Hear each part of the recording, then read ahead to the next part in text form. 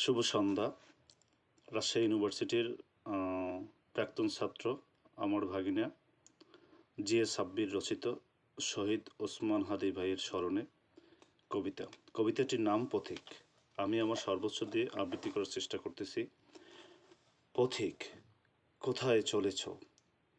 রক্ত মাখা পথে একা, চোখে স্বপ্ন, বুকে ঝড়, কাঁধে ৫৬,০০০ বর্গের মানচিত্র। বললে আমার গন্তব্য আজাদি, শৃঙ্খল ভাঙার শব্দ শুনি, নিজের বুকের ভিতরেই আগে বাজে বিদ্রোহী বাঁশি। পথিক, জানো কি সে পথ কেমন? কাটার চেয়ে তীক্ষ্ণ প্রশ্ন, ছায়ার চেয়ে গভীর শোক। বন্ধুর ভেসে দাঁড়িয়ে থাকে শত প্রতারণার লোক। তবু চলি, কারণ থামা মানেই মৃত্যু, নীরবতা মানেই হার। যে স্বপ্ন মানুষকে মানুষ করে, সে স্বপ্নেই আমার অধিকার। রাত্রি যদি নামে ভারী, আমি জ্বালি প্রত্যয়ের প্রদীপ। ঝড় এলে বুক পেতে দেই, ভাঙা পালেই নতুন নৌকার নকশা লিখি।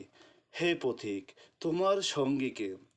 তুমি বললে ক্ষুধার্ত শিশুর কান্না, অবহেলিত মানুষের চোখ, অন্যায়ের বিরুদ্ধে জমে থাকা অসংখ্য নীরব শপথ।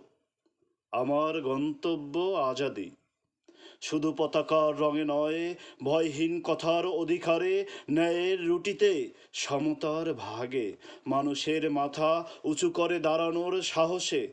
যদি পড়ি, তুলবে তো? যদি হারিয়ে যাই, খুঁজবে তো? বললাম, যে পথ আজাদির দিকে যায়, সে পথে কেউ একা নয়।